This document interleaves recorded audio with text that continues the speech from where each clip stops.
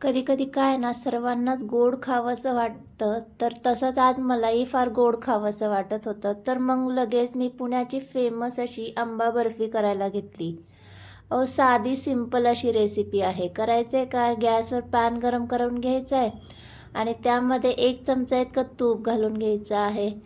आता यामध्ये आपल्याला 1 वाटी इतकं दूध घालून घ्यायचं आहे. त्याच वाटीने आपल्याला यामध्ये 2 वाटी इतकी मिल्क पावडर घालून घ्यायची आहे. एकाच वाटीचं इथं मेजरमेंट घ्यायचं, वाटी चेंज करायची नाही आहे, म्हणजे परफेक्ट आपली बर्फी तयार होती. ज्या वाटीने इथे मी दूध घेतलं त्याच वाटीने 2 वाटी मिल्क पावडर घालून घेतली. छान आपल्याला हे एकजीव करून घ्यायचे.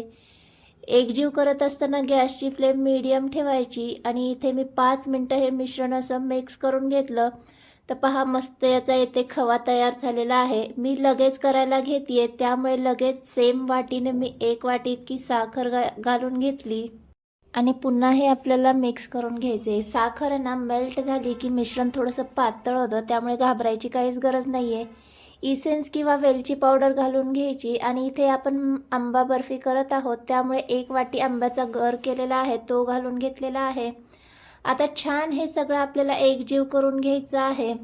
इथे मी आंबा बर्फी करत आहे त्यामुळे आंब्याचा गर घालून घेतलेला आहे. तुम्ही आंब्याचा गर स्किप केला तरी काही हरकत नाही आहे. तर पहा, इथं मिश्रण जे आहे ते छान असं दाणेदार तयार झालेलं आहे आणि जे मिश्रण आहे ते पॅन देखील सोडायला लागलेलं आहे, म्हणजे परफेक्ट तयार झाले. आता गॅस बंद केलेला आहे आणि इथे मी केक टिनला तुपाने ग्रीस करून घेतलं होतं, त्यामध्ये हे मिश्रण घालून घेते. गरम असतानाच घालून घ्यायचे.